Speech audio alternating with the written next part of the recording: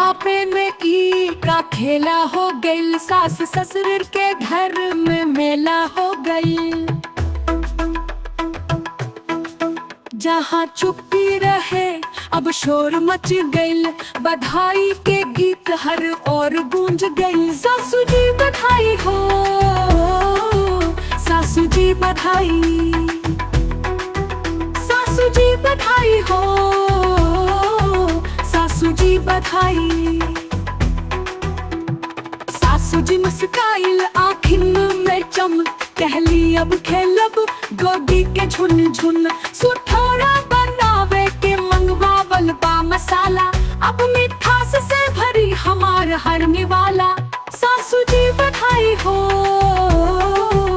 सासू जी बधाई, सासू जी बधाई हो, सासू जी बधाई।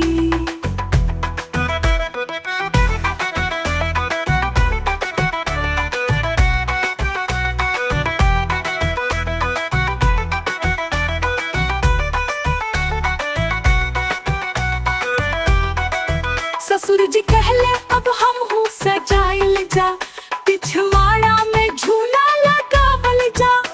बबुआ के खातिर बुढ़ापा भूला के हमनी के जोश बढ़ावल जा। सासू जी बधाई हो,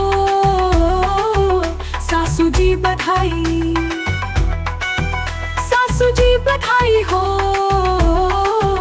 सासू जी बधाई।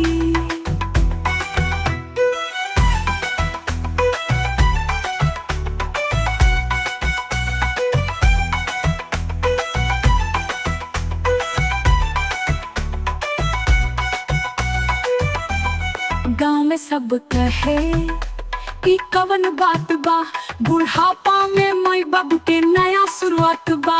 घर के कोना कोना खुशहाली से भरल, सास ससुर के मनवा अब फूले ना समरल। सासू जी बधाई हो, सासू जी बधाई, सासू जी बधाई हो, सासू जी बधाई।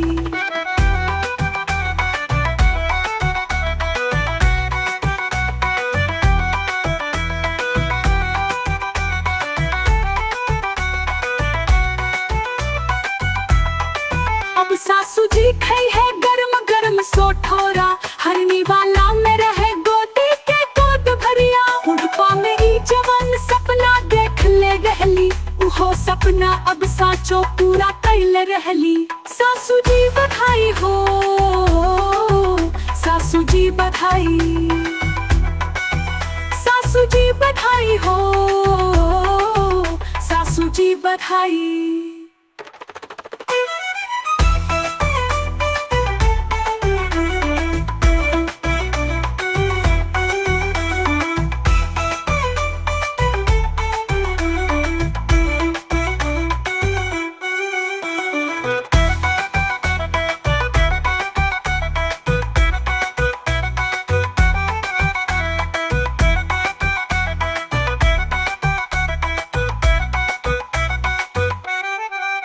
गाँव में सब कहे कि कवन बात बा, बुढ़ापा